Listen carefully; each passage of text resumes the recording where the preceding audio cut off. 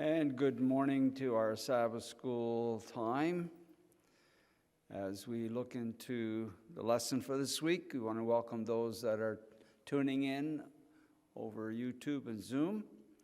It's always a privilege to come into the house of the Lord and receive the blessing that comes with studying the Bible, to learn something. And as we share, may we have insights that will help us in our journey and walk today. So I want to welcome you. Let's pray together.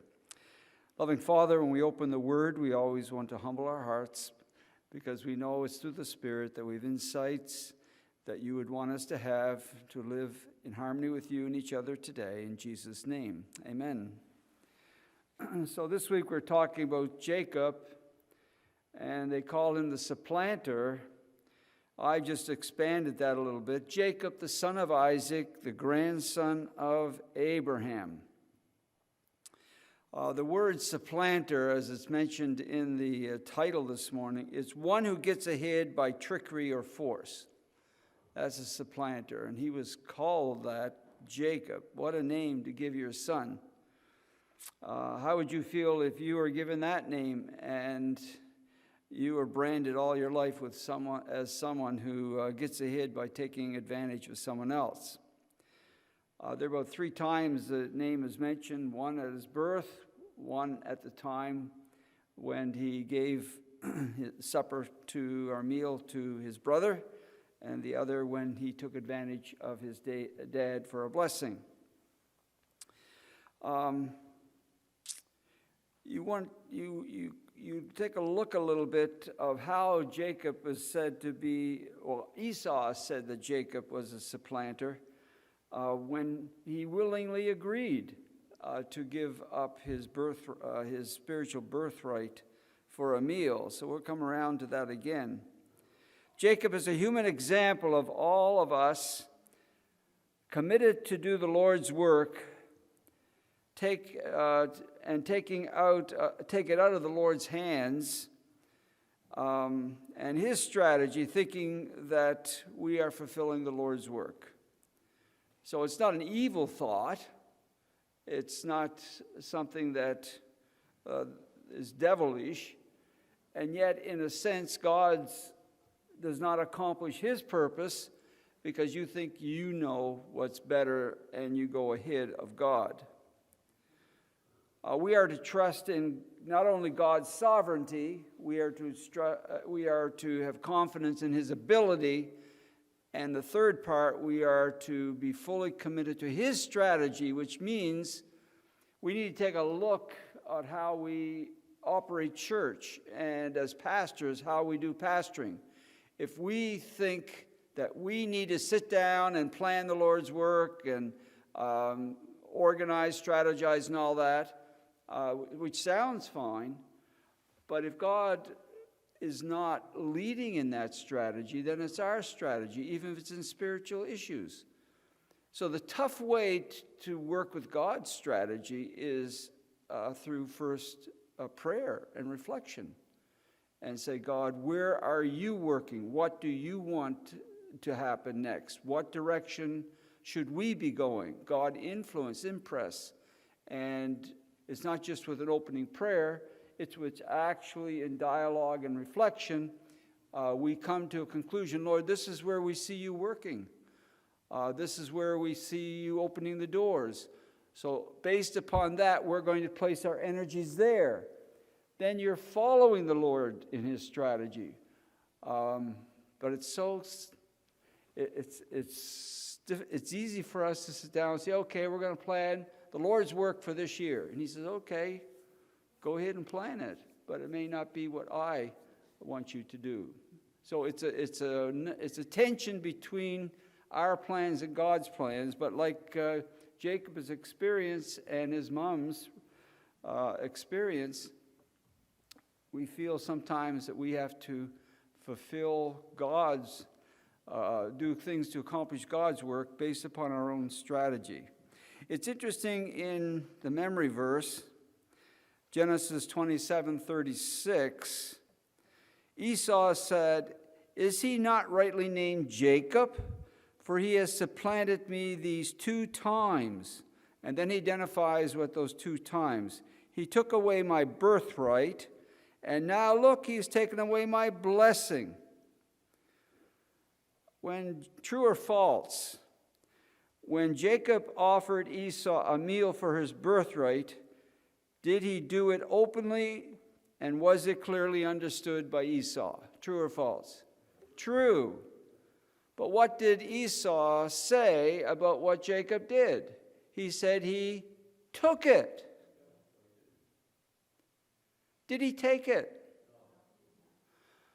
Is there something there that is a principle as you engage with other people in decision making? There's one that seems to come to the surface to me. Can you think of a principle there when you're dealing with people and they conclude this kind of conclusion?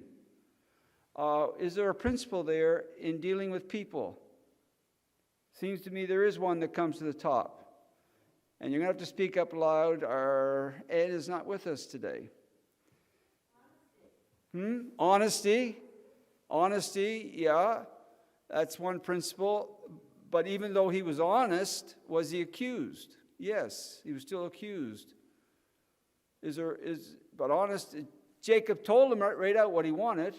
Give me your birthright and I'll give you some meal.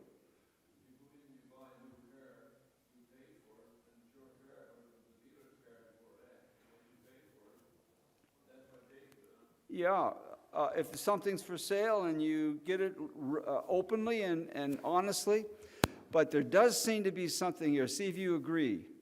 If you know at the moment you're dealing with someone that they're dealing with some issue in their life,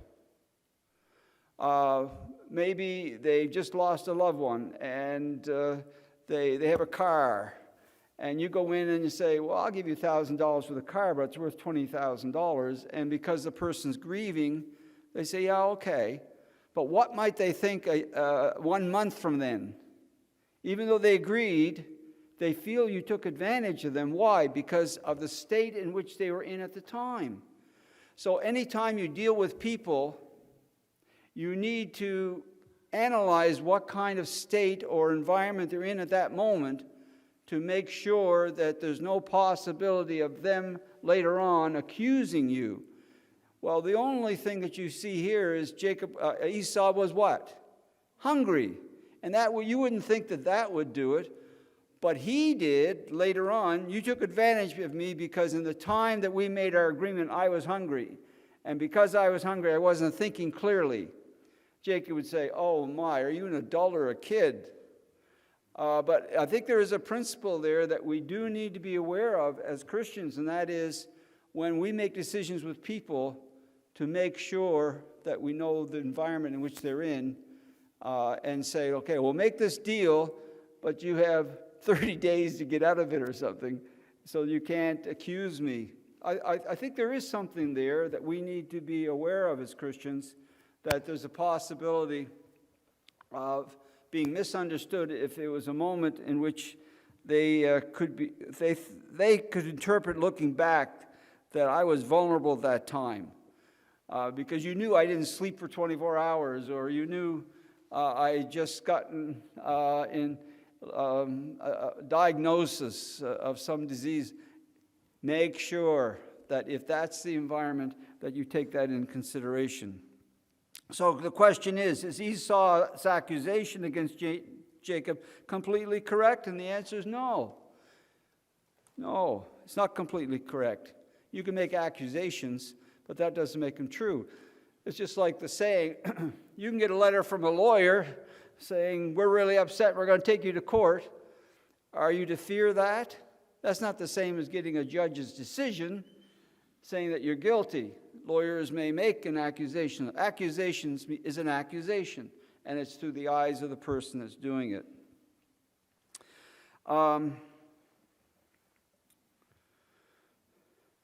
When we come to Jacob's other major experience with his dad, when he actually did use deception, was that deception with his dad from a good motive?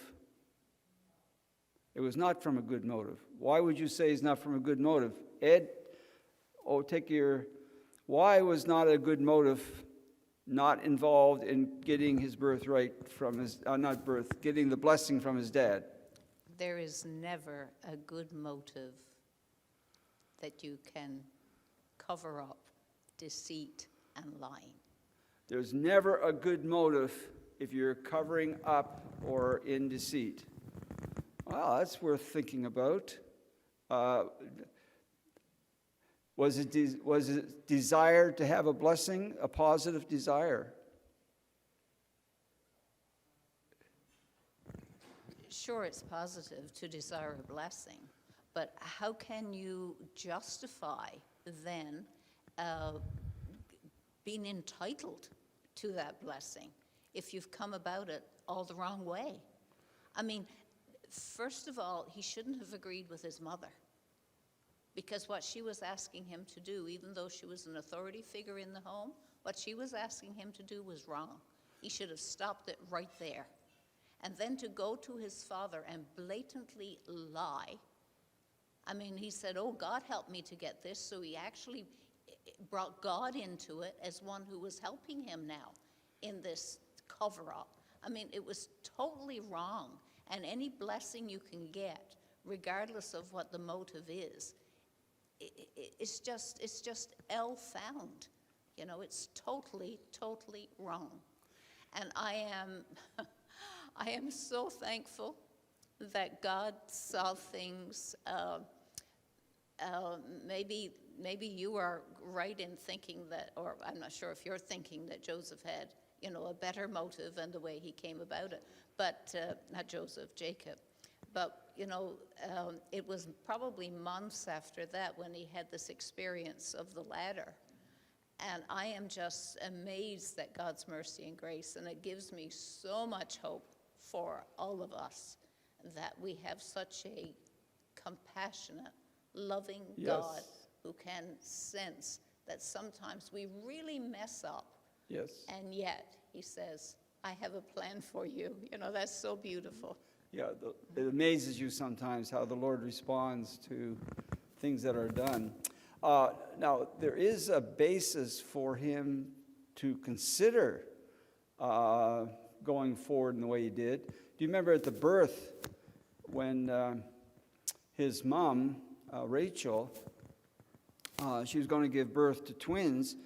The Lord said, there are two children in your womb, and the reality is the younger is going to be blessed more than the older. He's right. The older is going to serve the younger, and so there was a feeling of some specialty in the future.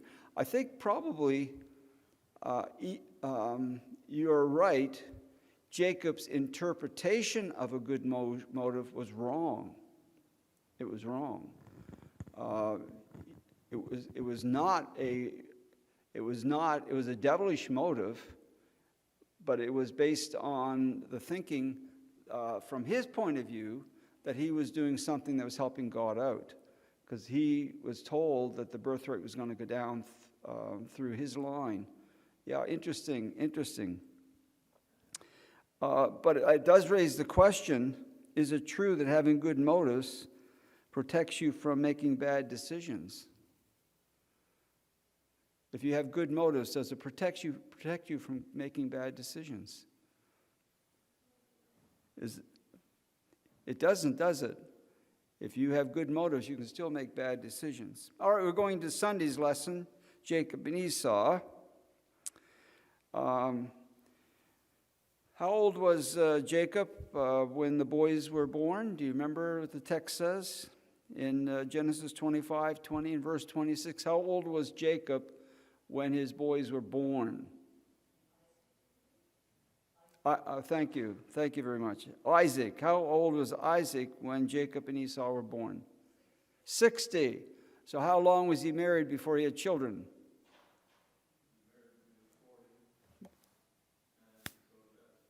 20 years. Yeah.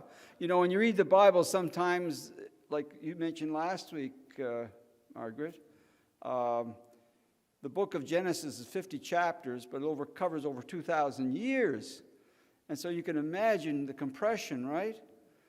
So you read a verse and it goes on to the next verse, but you may not realize until you think about it that it's a long period of time. 60 years. He was 60 and he was married 20 years before he had his boys. Abraham was still alive then, because he was 175 when he passed away, wasn't he? 175. So, Isaac was 40 when he got married. Then he had to wait 20 years. So, well, I had never thought of that. So he would have seen then his grandchildren. Yeah, it seems like, he would have seen his grandchildren. Yeah, that's very good. Thank you for that. Like you say, time is so compressed. If I can take just a detour for a teacher's admonition, you remember last week that the lesson said, it mentions that, let's see,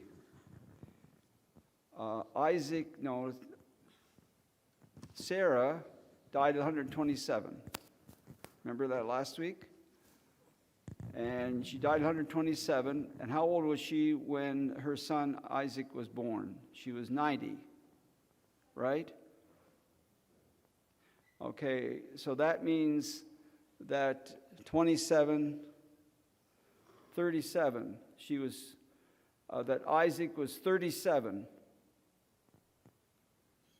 Pardon me. That she was 37, Isaac was 37 when his mom died, right? Try to get this straight. Isaac was 37 then when his mom died. And it says that he got married at 40. So how long was his mother dead when he got married? 3 years. But the lesson said last week that let's see, that, how did it say that? He took her to his mother's tent. He was comforted, isn't he? He was comforted at his mother's death. Wasn't to the mother's tent? He was comforted in his mother's tent. Yeah. But it was something that was about that the mother. Oh yeah, now I got it. The mother may have been impacted by the offering of Isaac on the mountain that contributed to her death. Correct? But Isaac was 37 years old, and all indication is that when Isaac was offered, he was probably in his teens. There's no way he was 37. You follow my logic? And so when it says that when she possibly was influenced by the offering of Isaac by Abraham on the altar, and that contributed to her quick death. But I said, wait a minute. She would have been 37 years, 137. Isaac would have been 37, and likely it was 20 or 30 years after he was offered. So there's no way that the offering of Isaac on Mount Moriah would have influenced her death.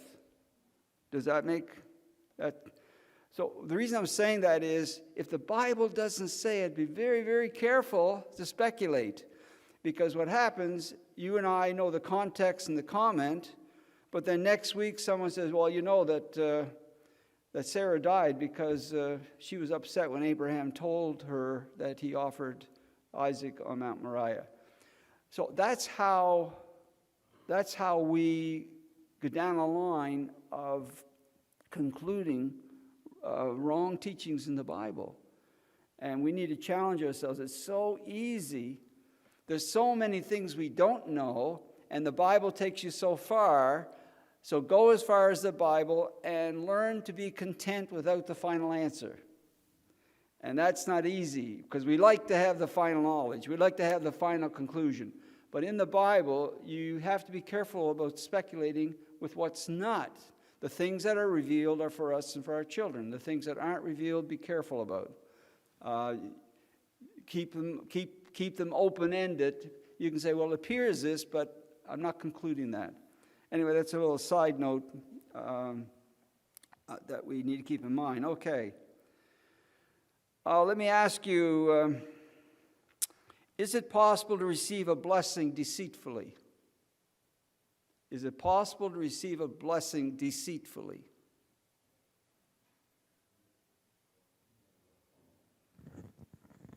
Well, I think it's possible to receive one deceitfully, but I don't know how you can really feel that it's your blessing. So what I hear you saying is possible to receive a blessing from someone else deceitfully, but it won't end up being a blessing for you because you always know you did it deceitfully. That's right. Yeah, yeah. So it's possible to receive one, but doesn't become the blessing. Does that make sense? If you get something wrong, you always have in the back of your mind, I deceived somebody to get that. And every time you see that item, every time you talk about that topic, on your mind, it comes back to you, I got that deceitfully. So it doesn't end up being a real blessing to you. Very good. All right, Monday's lesson. One more question before we go to Monday. When Isaac asked his father for a blessing, what did Isaac say about the blessing he had given to Jacob? What did Isaac say about the blessing he gave to Jacob, even though it was done deceitfully? And he said, and he is blessed. And he is blessed. So he recognized that Isaac was the one to be blessed. Even though he got it deceitfully, it was part of God's. So Isaac says, or Esau says, isn't there a blessing for me? And his dad came up with a blessing for him. And what was the blessing for him? He says, you're going to be a man against every man, a wild man. And at a certain time, you're just going to break away. And you will not have any obligation to your younger brother. All right, let's go to Monday, Jacob's ladder. So Jacob left home for his own safety because Esau said he was going to kill him. For Jacob, after he travels a long day, he's in a strange place, he's alone with his memories. Would it be natural to feel that God was a long way from him, even upset with what he had done? Would it be natural to feel that God was upset after he reflected on all he did? You think it's natural? Yeah, I think it's natural for him to feel that way. When Jacob was all alone that night and fallen asleep, was he just a wandering person, or did he have a direction in his life at that time, or was he just wandering? Did he have a direction in his life, where he was going, what he was going to do when he was out one day's journey or so? Was there any direction to his life? Did he know what he was doing, where he was going? I hear a yes. Yeah, sure. He's going up to his uncle. And his uncle's name was Laban. All right. And that would have been his mother's brother. Right. Okay, good. Who else, now thinking about some of the lessons we've had in the past, who else probably walked the same path to Haran near the Euphrates that Jacob was going? Who else walked that same path? Abraham's servant. What's his name? Eliezer. And what was the purpose for Eliezer going up to Haran? To find a wife for? You're good students. Very good. You're on the ball. How do we know that God was not very far away from Jacob, even though he felt alone, even though he saw no evidence that God was with him? How do we know that God was not very far away from him as he made his way on to Haran? How do we know he wasn't very far away? Well, he acknowledged after the dream, he said, God was in this place and I knew it not. So if God was in that place, God would have been with each path, each step that he had taken to that place. Yeah, do we realize that sometimes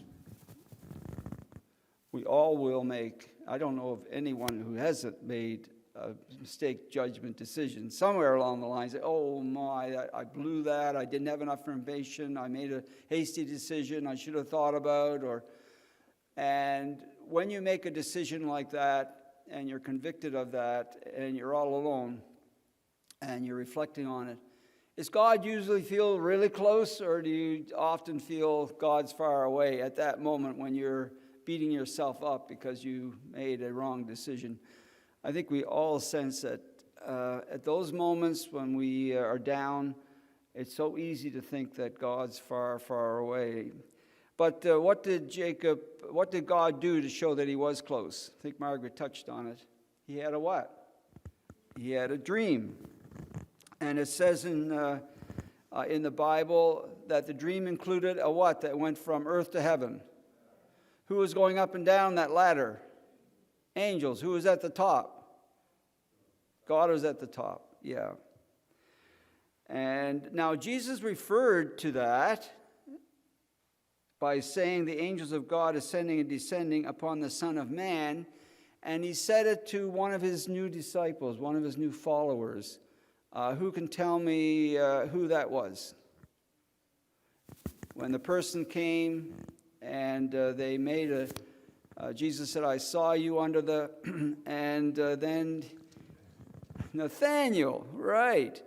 And it says in John 1, 50 to 51, Jesus answered and said to him, because I said to you, I saw you under the fig tree, do you believe?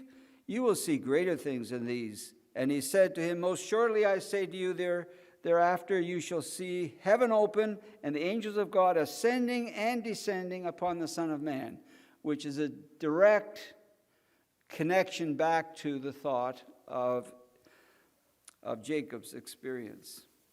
So Jesus said that to Nathaniel, correct.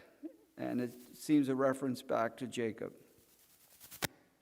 So when Jacob woke up, I'll repeat what you said, Margaret. When Jacob woke up, what did he say? Let her say, give her the mic. Just repeat what you said. He said the Lord was in this place. The Lord is in this place. And I Was it didn't because know he had a it. good pillow? No, not at all. He didn't have a good pillow. I don't know. Who wants a pillow for a rock? I almost think I wouldn't want a pillow. Maybe. But have you ever had pillows that were lousy and pillows that were good? I mean, there are some pillows that are lousy. But Jacob said God was in this place. Now, God made a promise to Jacob, and Jacob made a promise to God. What promise did God make to Jacob when he was there? So God had to communicated to him in the dream, right? So what promise did God make to Jacob in that dream? And he made two major promises. Give me one of them. He repeated the promise that was given to Abraham That? of the great descendants, great number of descendants. Yes. And the promise, well, then there's three promises. I hadn't thought about that one. The great descendants, he said, this will be the land, Then the land. and I'll bring you back to this point.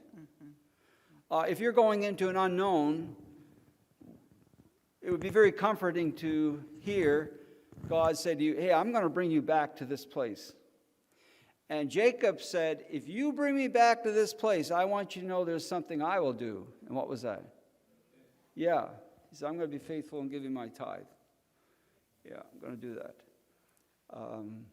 So there was a nice covenant made between the two at that point. And so the name of this place is called what? Bethel. Bethel. Bethel. So that's a special place. So next time you do a trip to the Holy Lands, have them take you to Bethel. I was going to say too, Pastor Ken, it's interesting that here was Jacob leaving with nothing. And here now, after seeing this divine revelation. He said, when I come back here, I'll bring you a tenth. So what does that tell us about what he expected to happen between then and his return? Yeah. He would have something to offer, Yeah, right? he definitely was not, even though he had loneliness and had his thoughts to think about, it shows that he was not fully discouraged. Yeah, because you don't, yeah, good point. All right, if we look at what God promised Jacob, if we look at the promise of Jacob, what would we be able to hold on to as God's promise to us in our time of difficulty? So he said to Jacob, I'm going to bless you with your descendants. I'm going to give you this land. I'm going to bring you back to this point. Okay, so in this time of difficulty, Jacob was given a promise that he could hold on to. Now, when you and I have a difficulty, what promise can we hold on to that would give us the same type of encouragement? God will be with us always. That's it. Okay, God will be with us always. Thank you.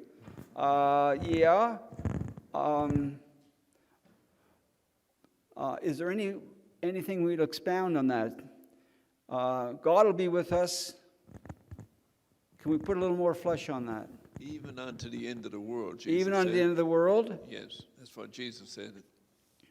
Now, he talked about bringing him back to that place. What would we put into that spot? Bring us back to this place. What type of thing could we say? I know that God will be with me, yes, until he returns. Could we say we often say the second coming, don't we? Well, God told me he was going to be with him always. Yes.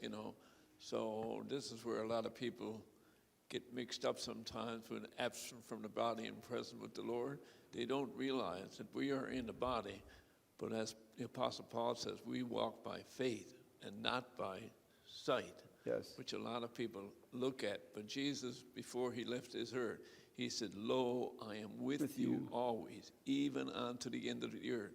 And that's difficult sometimes for us to get through our little nugget. Yeah. Okay. No, he says, I'll be with you always, right until I return. Yeah. I think that's encouraging. Very encouraging. We need that encouragement. Just to take a little detour and to be vulnerable to you, this week our son was told he has stage 3 T-cell lymphoma. So he has cancer in his lymph nodes.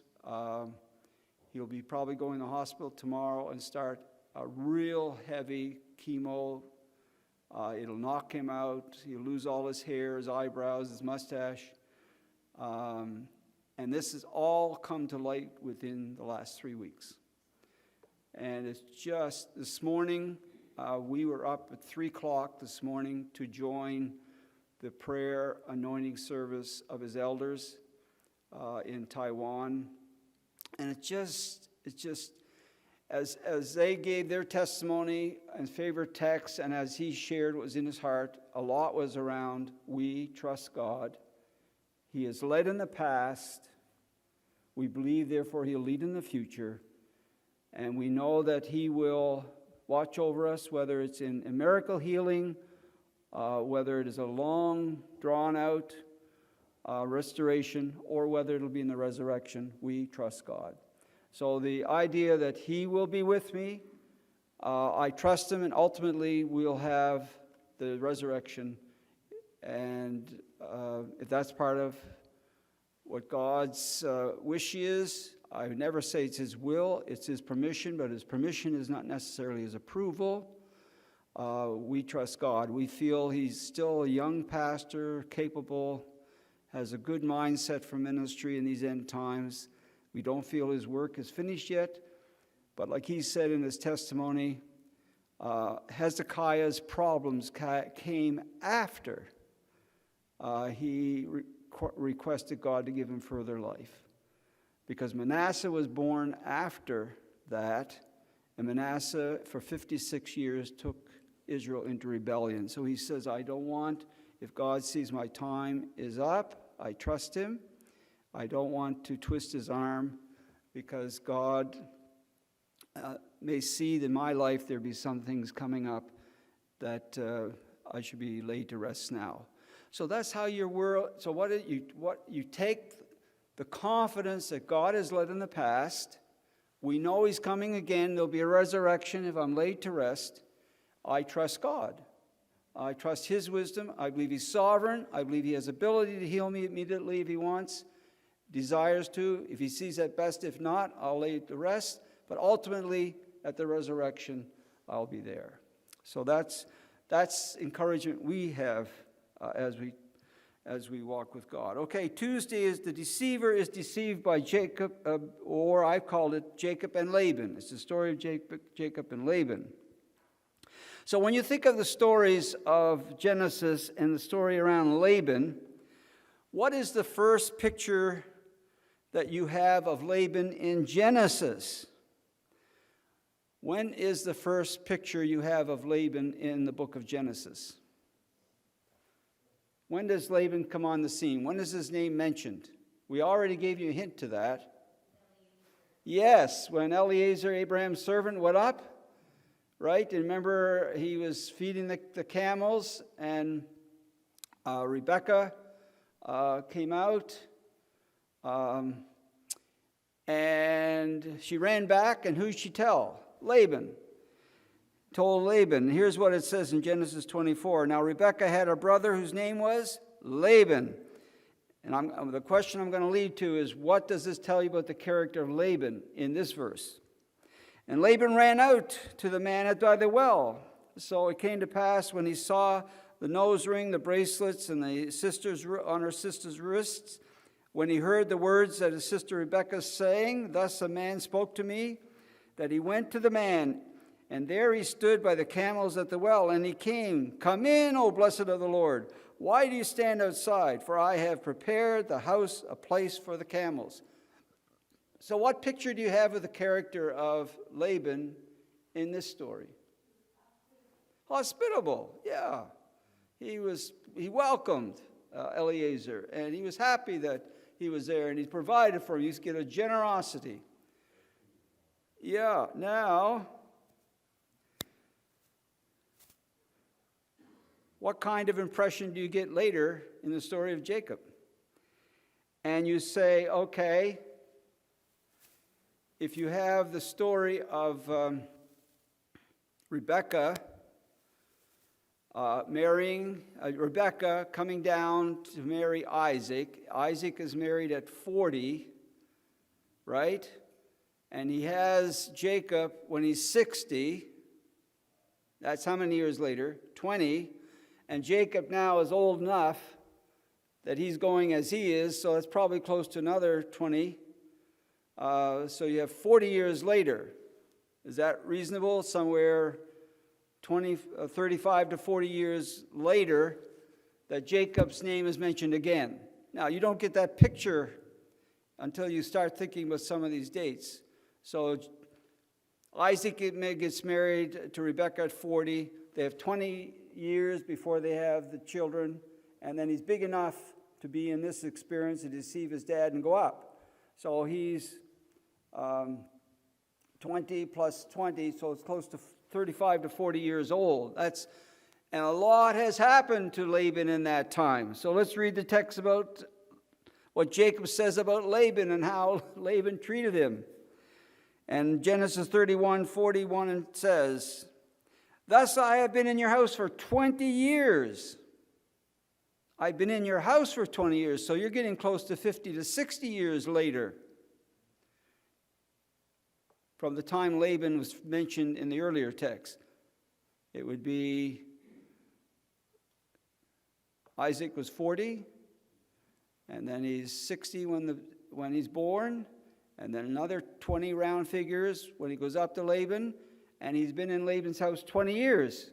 So it's close to 60 years since Laban was on there before. I've been in your house for 20 years. I've served you 14 years for your 2 daughters, 6 years for your flock. You have changed my wages. How many times? 10 times. Unless the God of my father, the God of Abraham, the fear of Isaac, had been with me, surely now you would have sent me away empty-handed. God has seen my afflictions and labor of my hands and rebuked you last night. What picture do you have of Laban now? Is it the same generous, hospitable, welcoming of Eliezer, or do you get a different picture? So what? Deceitful. Deceitful. So what happened to Laban? Life is a continuous journey of making decisions. And based upon our decisions, our attitudes, our decisions along the way, you do not get the picture that he gained in a closer walk with God. You get a picture he was going down a different road.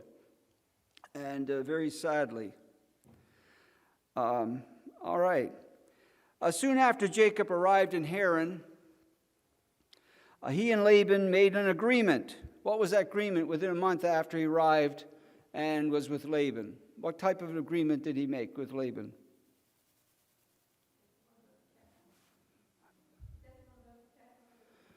That was a little later. That was another agreement. What was the first one? Yeah, he says, he says, you're relative, but I don't want you to work for nothing. What would you like to do? And he says, I'll work for your daughter, and I'll give you how many years?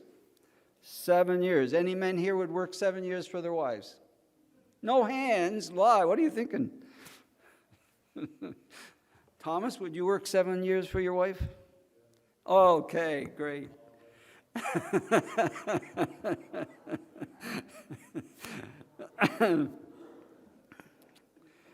All right. What did Rebekah's sister Leah agree to that she had to live with the rest of her life? What did she agree to?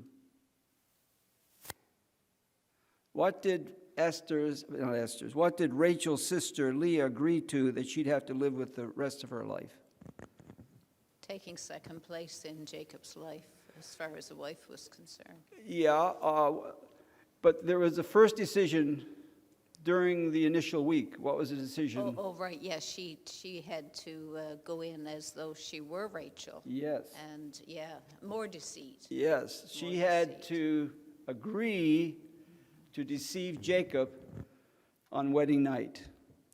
Can you imagine, Frank, what that would have been like?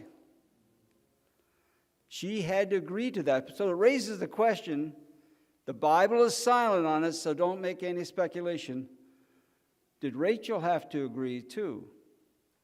And of course, it could have gone both ways. The dad may have put such pressure on Rachel rather, or he may have had the family lock her up in a room. Either way, Rachel was not fighting her sister to be in that place. So that must have been a tough time for her. Was he drunk or something? Or how come? It must have been something about Leah that made Jacob say, well, this is not Rachel. What was wrong with him? I mean, That's a valid question. How could a man spend a whole evening with his wife and not realize it was the wrong one? Yeah, because she had a veil over her face. Remember Rebecca when she came Yes. and she saw Isaac and she put a veil Yes. over her face? It had to be awful dark. Yeah, well, But she couldn't have spoken. She had to be quiet the whole time. yes. And it also tells you that Jacob and Rachel hadn't fooled around a whole lot, because everyone has a special scent, perfume, That's whatever, right, yeah. and you could just tell by the touch of the person who it is. So it probably tells you they weren't too familiar. But it's, oh my, what a moment to wake up in the morning in the light, right? they didn't have much of a conversation when they were in the bed. That's right. Now let me ask you this. Would you have consented to stay in a relationship with someone you didn't really love? Would you consent to stay in a relationship with someone you didn't really love to keep the peace in the family? Would that be a tough decision for you? Yeah, that would be but how many times are we struggling with that, especially if you have some relatives that aren't Adventists around Christmas time, and so they want you to get engaged. And I know that was so in my mom's experience. One thing that she told my dad that she would do with him, because there's so many things they couldn't because he wasn't a Christian, but he was a volunteer fireman for over 16 years. So they would go to the fireman's banquet. And she would go, but she would say, once they start dancing and drinking, we're going home. So she put a boundary on it. For the peace in the family. Just trying to agree as far as you could go. And so that was a tough one for Jacob. Is there evidence in the relationship between the two sisters that would encourage one to think that polygamy was a good option for marriage? Is there anything, the dynamic between the sisters, that would indicate to you that polygamy would be a good option for marriage? What type of relationship happened between Leah and her sister? She made one important statement that tells you that when her son found mandrakes. What did she say? You have stolen my husband. Yeah. So she was going to pay to have her husband come back to her. Yeah. You've taken away my husband. And would you take my son's mandrakes too? And of course, Rachel was ready for an answer, and you have to look that up. I won't tell you. So there's nothing in the story that would encourage you to think that polygamy was good. Now, this question: is there any indication that Leah ever felt that she was loved by Jacob? Any comment that she made that would indicate that she was hoping that there would be love from Jacob? It was around what topic? Children. Yes, children. I have borne him children. You really feel for the family. A wife, a mother who wanted so much to be loved by her husband, and she was felt unloved. Okay, going to the final. We have 2 minutes. Jacob leaves Haran. There were 3 things that encouraged Jacob to leave and to go back. The first was in Genesis 31. I am the God of Bethel. It's time for you to go home. What was the family indication? Jacob heard something. What did he hear that encouraged him to go back home? His brother, Laman's sons. Laman's son says, Jacob's taken all our stuff. The third was, after he had Joseph, he thought about going back home. Okay. How do you know that idol worship probably influenced Rachel a little bit? How do you know that there was some idol worship that probably influenced Rachel and she was not in a pure relationship with God? So, yeah, and where did she put them? Yeah, so why would she steal idols if she didn't have some feeling toward them? Revenge for her dad? Doesn't say, but she did steal those. So how did the 2 girls feel about their dad when he caught up with them when Jacob led, and 7 days later they are all together? How did 2 girls feel about leaving home and not giving their dad a kiss before going? How did the 2 girls feel about that? He has consumed and taken all our dowry, all that's ours, he has spent up, which shows how he really was. How did God protect Jacob from being hurt by Laban? What did God do to protect Jacob? Because Laban was coming to work him over. He gave him a dream. He appeared unto Laban, and threatened him. Say it again. I said he appeared unto Laban Yes. and threatened him, not to do any harm to Jacob. Yes. God appeared to him the night before and he says, don't you touch him. Yeah. All right, in closing. I think we can learn from these stories practical lessons that will help us. Jacob is on his way back now to see his mom and dad. Unfortunately, he'll find that his mother has died, but his dad is really getting up there. If he thought he was going to die 20 years earlier, can you imagine what the situation was now? So Jacob was away from home for some 20 years. When he returned, his dad was still alive, but his mom had died. Her deception of her husband and encouraging her son to lie must have been on her conscience for the rest of her life. She never saw her son Jacob again. Her story is a sad ending, but a message for us that it is never good to do wrong, even with the desire to do the right thing. Loving Father, we thank you for the stories of the Bible. We know that in studying the Bible, we gain insights on from the lives of people that will help us in making our daily decisions. We thank you for that. Jacob became the father of 13 children, 12 of whom boys became heads of great nations, the descendants of which are alive even today. We thank you for the opportunity we have of the Bible and studying it. In Jesus' name, amen.